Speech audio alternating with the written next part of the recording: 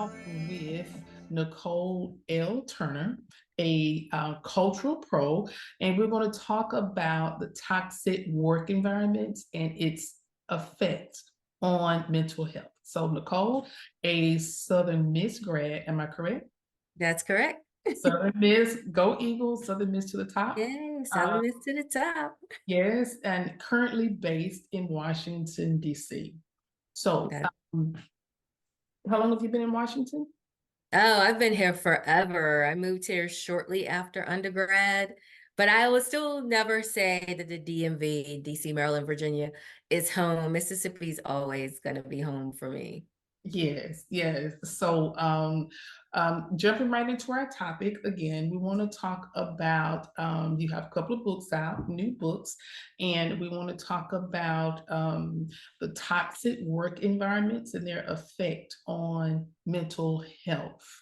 You are an expert in this area, so we know that a third of employees they quit their jobs because Hmm. of the work environment. It's just not conducive for them. And Hmm. so, from your experiences, we want to glean from that. So that's what this discussion is going to be about, and how employers can create a more healthy environment for their employees, and how employees can take steps to maintain and take charge of their own mental health in a toxic work environment. So, Yeah. so just to introduce you and give the audience a background about you, I know that you're a culture, Culture. You are known as the culture pro for your expertise in helping organizations create people-oriented workplaces, as well as serving as an advisor during organizational change. And you've dedicated yourself to transforming workplaces and environments that prioritize the well-being and the growth of its employees. So, of course, you know that will result in the organizational success.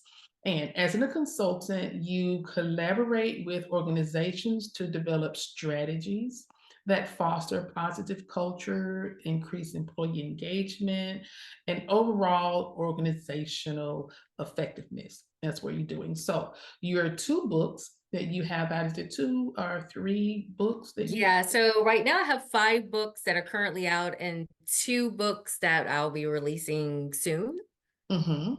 Yeah, so one of the new books focuses on leading from within the new era of leadership. As we know, post-COVID leadership has to change the way that people have been leading. I understand that a lot of people, organizations have been following the policies that were created years ago. A lot of people use Henry Ford. Antiquated, yes. Yeah, so you can no longer lead that way. And the second book is about cultivating, employee wellness, employee Being well-being. That's very important in the workplace.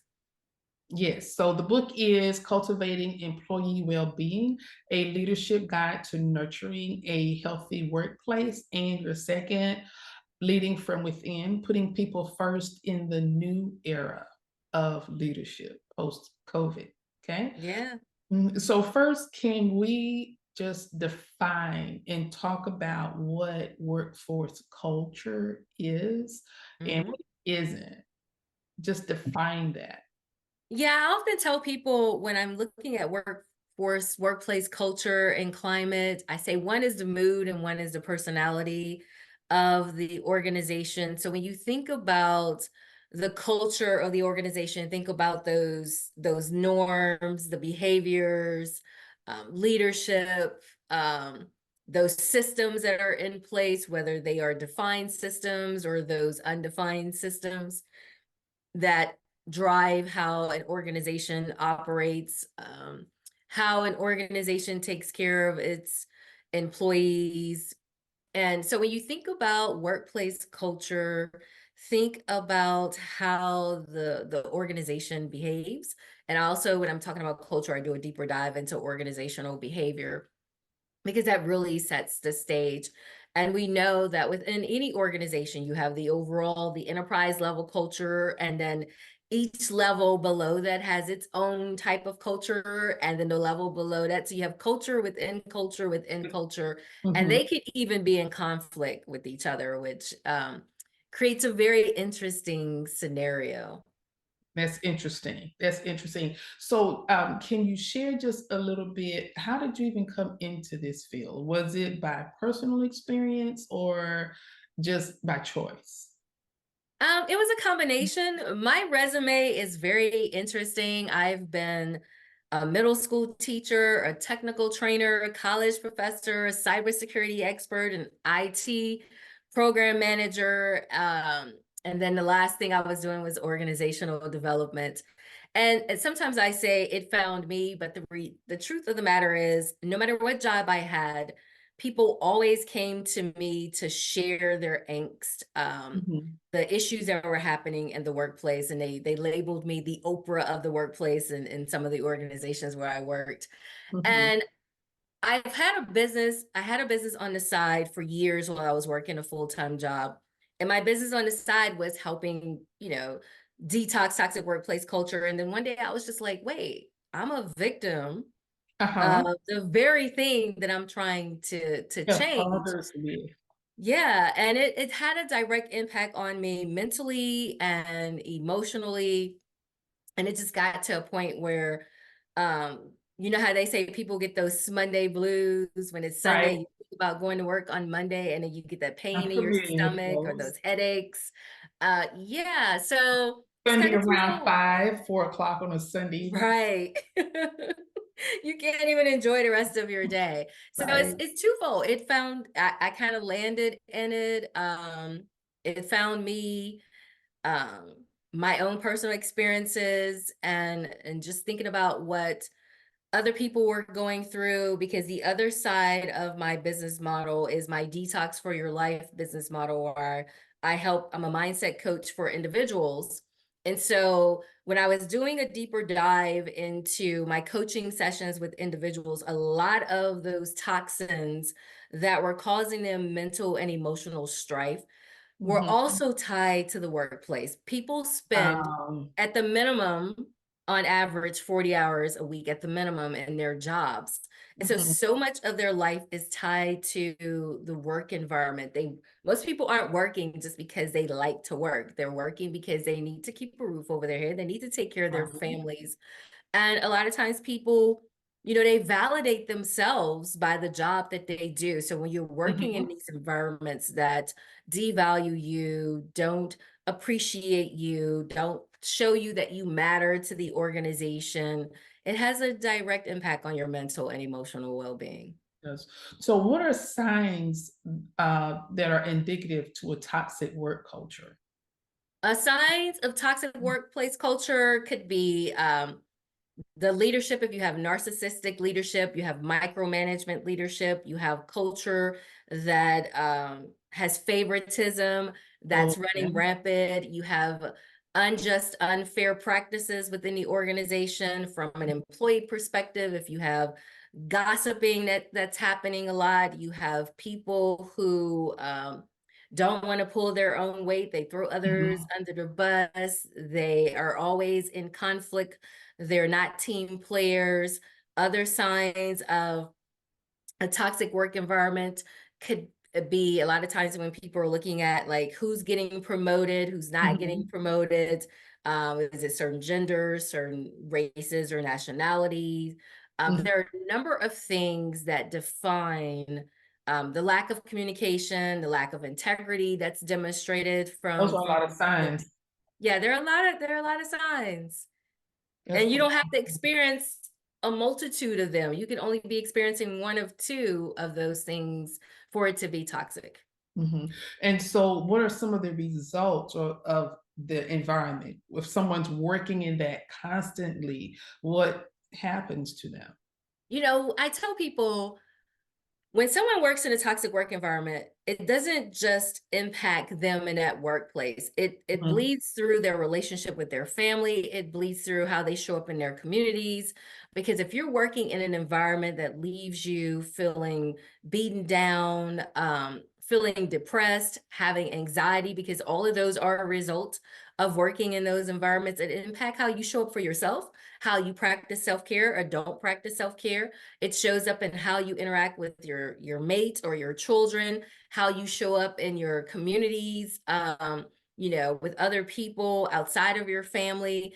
It's not a it stops in the workplace type of thing. And so people who are victims of toxic work environment, they have the depression I mentioned, they have the anxiety, they have some mental other mental health things that may be a result of working in toxic work environments. And a lot of people now are talking about the whole burnout.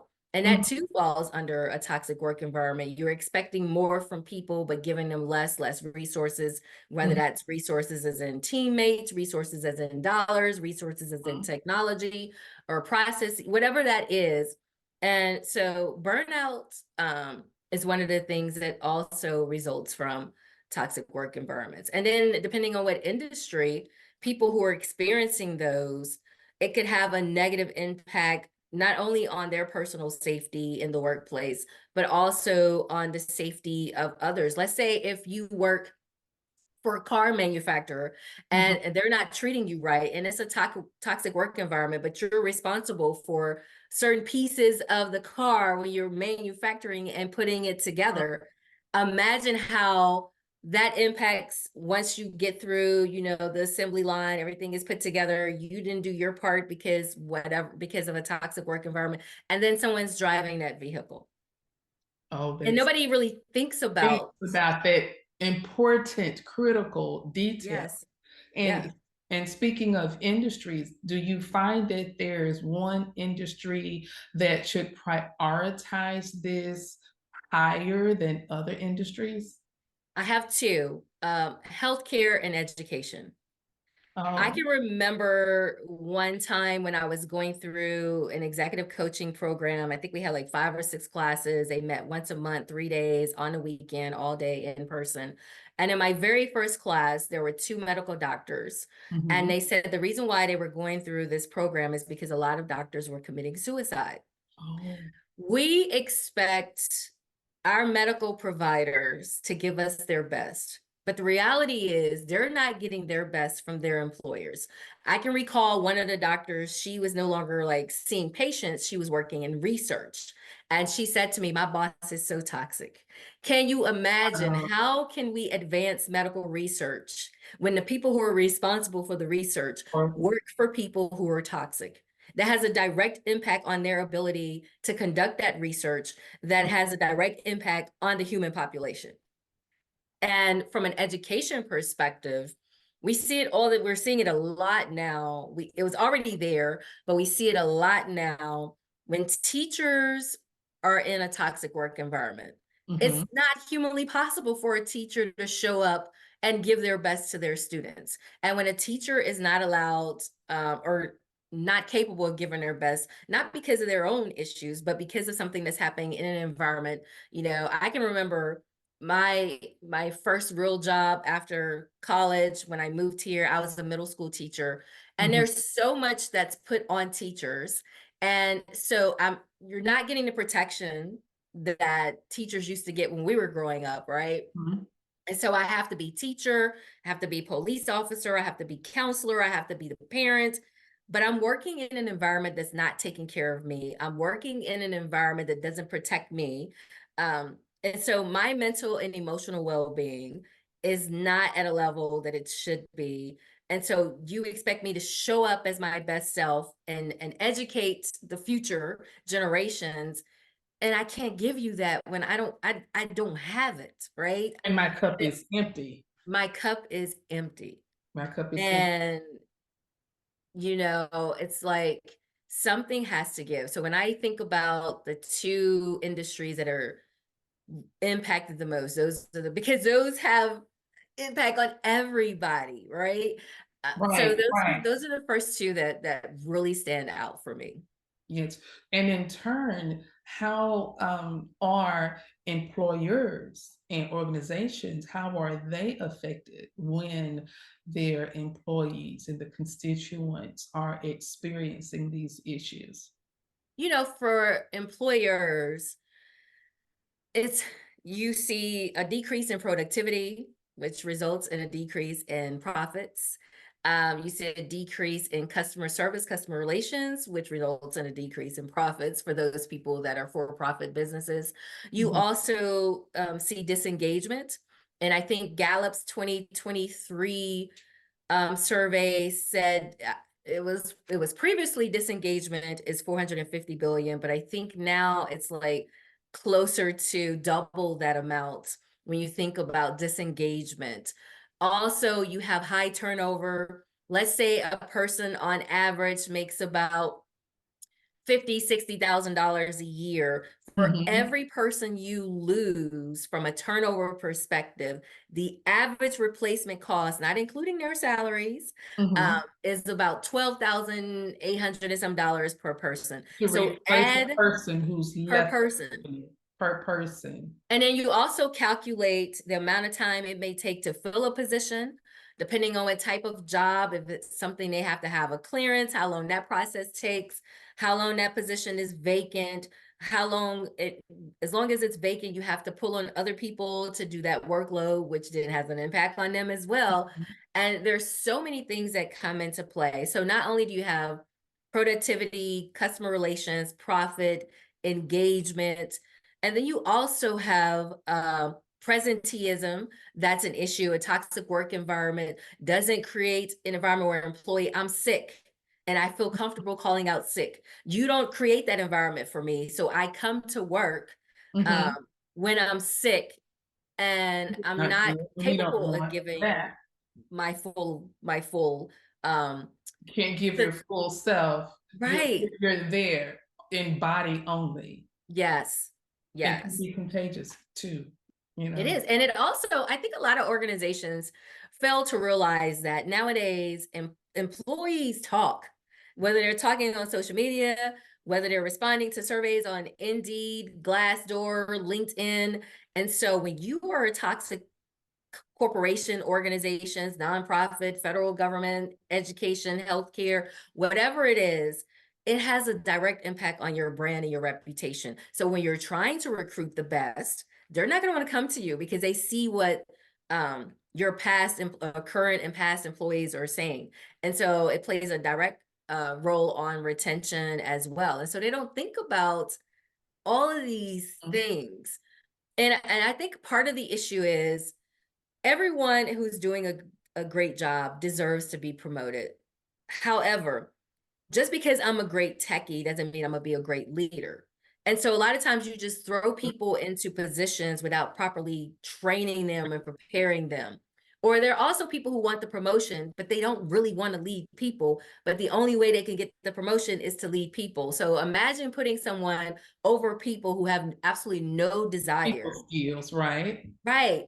They have no people skills. They're low in emotional intelligence. They're low in self-awareness. They're low in accountability. And so they're not going to be great leaders. And what you run into is, even from a toxic employee perspective, some organizations will keep that superstar as far as the work goes Mhm, and ignore their horrible attitude and personality. And what that says to everyone else is, they're not going to do anything about this person. They don't care about us. So guess what? We're mhm. going to exit. We're going to leave. So that's going, and also that may be that presenteeism that you're talking about that I Hmm. hear in body Hmm. only. Yeah. Yes, and so that's a physical aspect of it. But where you were talking, I thought about um, so what does it look like when someone, just say a wounded heart comes in, so to speak. You may not have the flu or anything, but maybe someone has lost a loved one, Hmm. through some type of Hmm. heartbreak. So what does that look like, and how should that be handled in the workplace? By Yeah, that actually falls under presenteeism as well. Like, I don't have the opportunity. I don't feel comfortable taking the time off to grieve. Mhm, Um, Whatever that's, whether I'm grieving someone I love passing away, or grieving the breakup of a relationship or a mhm, marriage, whatever that is, I'm in an environment where I don't even feel comfortable taking the time off. And so I can't if I'm heartbroken and I'm coming into this organization heartbroken, first of all, I'm not even fully present from a mental perspective, Mhm. right?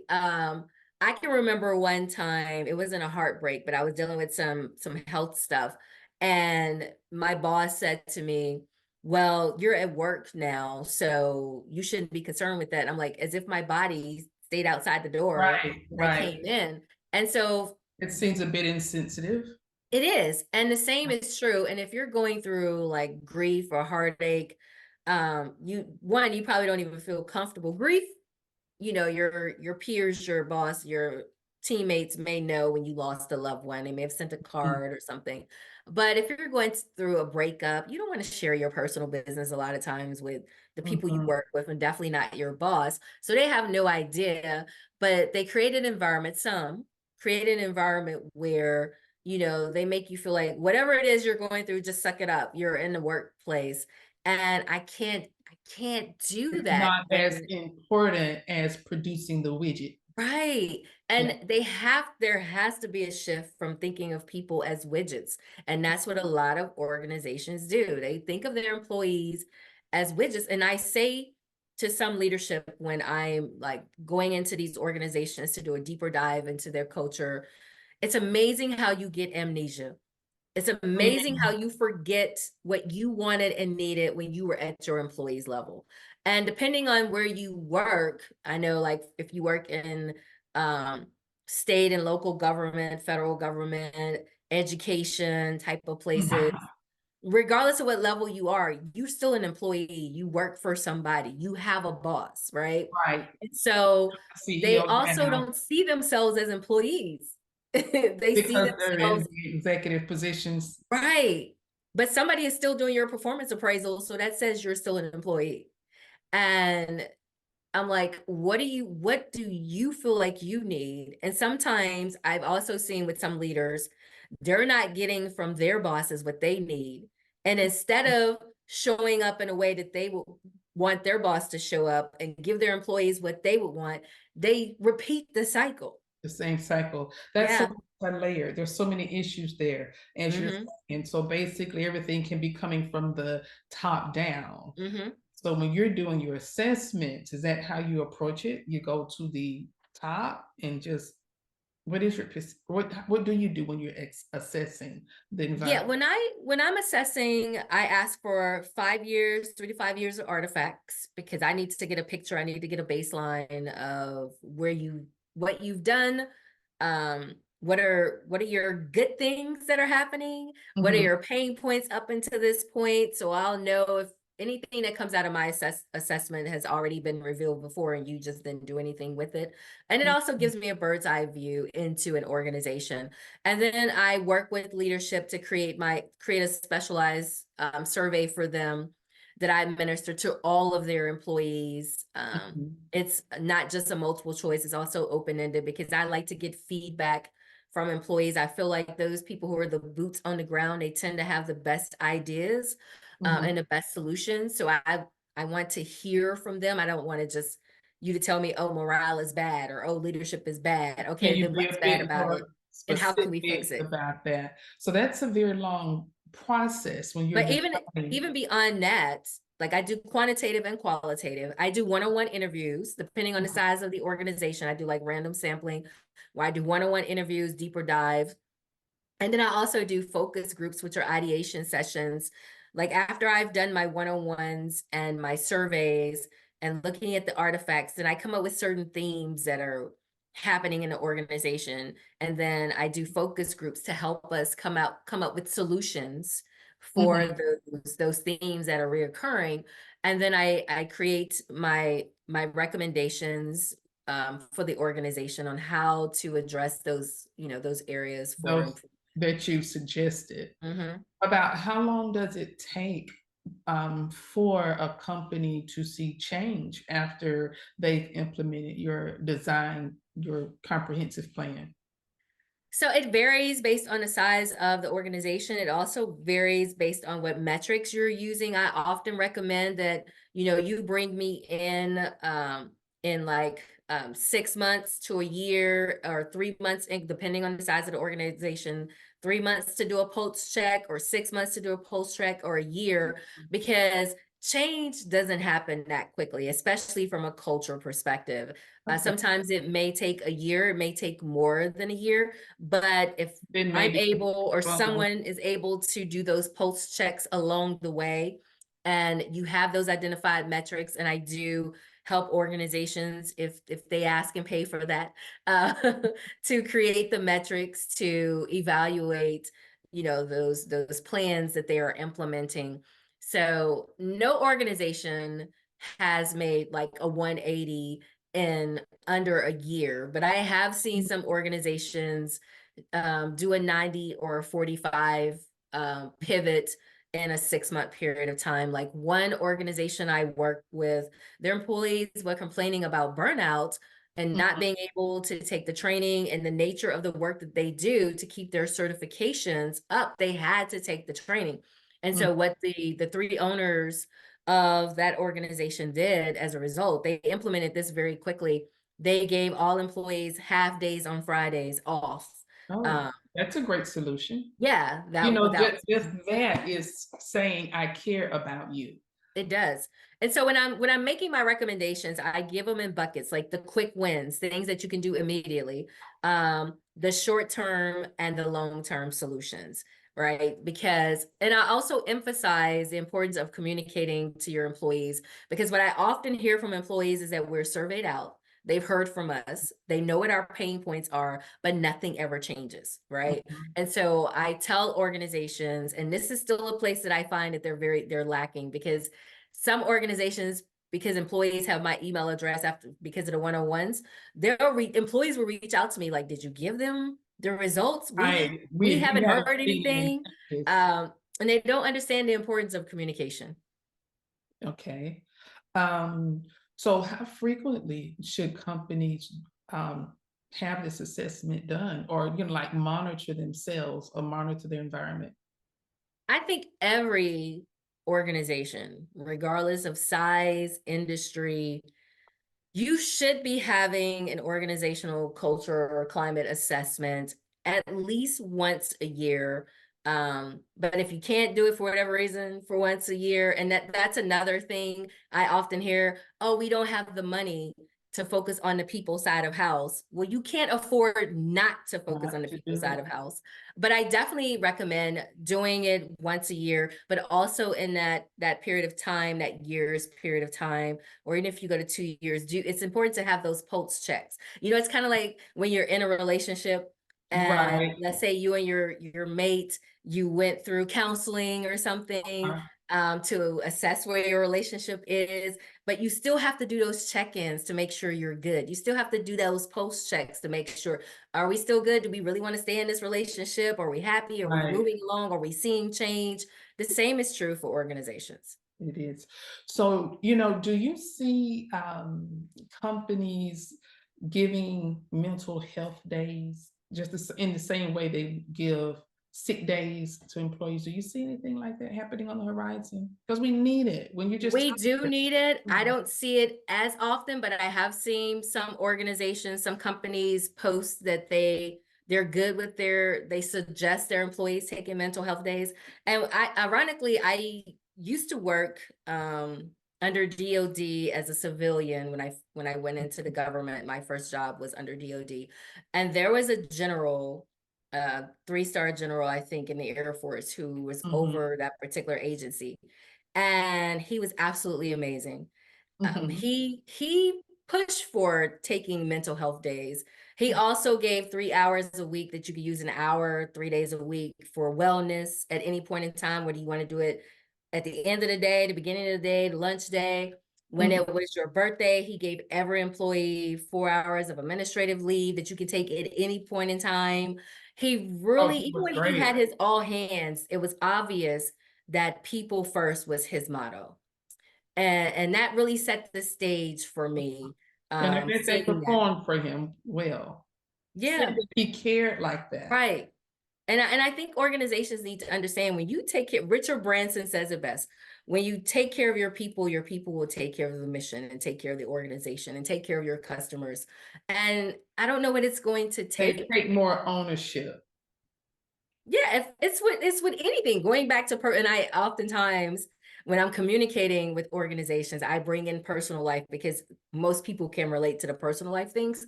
It's with True. anything. If you are loved properly, nurtured properly, feel safe in your relationships, feel that you can show up as your authentic self in your relationship, and you feel like that person has your back, they genuinely care about you, you're going to give them the best of you in that relationship. Yeah, The same reciprocity holds true happens. in organizations. Yes. Yes, there's reciprocity. So, Hmm. what are other ways that employers can help support their employees' mental health? Like, for example, um, should there be on-site counselors Lots of organizations through their EAP, they have counselors that are available. by Um, phone, but mhm. by phone, or like you'll see posted on bulletin boards, call this number, if you want to talk to someone versus. Yeah, some of them have it virtual, by phone, Zoom, Teams, Microsoft Teams, whatever platform they use. Some are in person. They also, I'm starting to see organizations bring in people to do meditation classes, Okay. or have meditation sessions for their employees. Mhm. Um, they also offer different classes for people who may need like guidance on elderly care, if you're taking, Mhm. you're responsible for your parents or someone who's elder. So they, different organizations offer different things, but I am starting to see a shift where I think one of the biggest things I'm seeing is the meditation being incorporated. Also Wellness looking and at the work-life self-care. balance.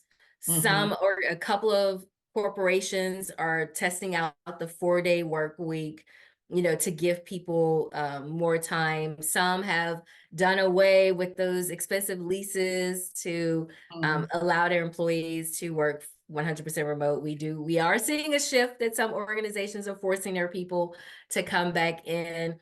It's a very slow process, like, So, because you have to shift the mindset of so many people at the mhm. top in organizations. But I do see a tiny, tiny, tiny shift. And thanks to the pandemic, or just people saying enough is enough. I 'Cause- think the pandemic made people say enough is enough, Mhm. because people were not saying that before. But Okay. once the pandemic hit and people got to reevaluate their lives, they Mhm. recognized that work can't be my life. Like, I Mhm. need to have a life and I need to have a balance. And then a lot of, people who had kids, they said, "Oh, all these things I was missing out on because I was had to go into the office and now I'm working from home. I can have breakfast with my kid. I can go to their after school activities. We can have Or dinner phrase together that as with a my family." family, the people that I'm working for. Yeah. You Yeah. saw families get stronger and closer. You also saw some relationships say, "Oh no, I can't be in this house with you I all day can't every day. wait This to is not spend gonna more work." time with you. It's time Yeah. to go, right? Yeah, but definitely COVID was the big cause of the shift. Mhm. Definitely. Okay. People are like, "Hey, I want more life than work. I need a balance. Work cannot be my." And the thing is, with the younger millennials and the Gen Zs, they're not taking what the Gen Xers, my generation, or what my parents' generation, took in the workforce. I've seen articles where people were like, I have seen where people said, "I knew the first day how the people showed up for the meeting that it was not the environment for me, and I quit that day." Wow. One young lady I also I wonder saw, how the great quit, what is it? The great the resignation Great Resignation. began. Yes. Yeah. One lady, she said how when she got to the organization, when she was waiting to get her ID or something, just how that whole interaction went.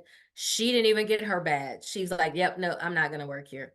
Now everybody's not doing that because everybody can't afford to do that. And the job market is a little crazy right now, even though they say, you Right. know, jobs are plentiful.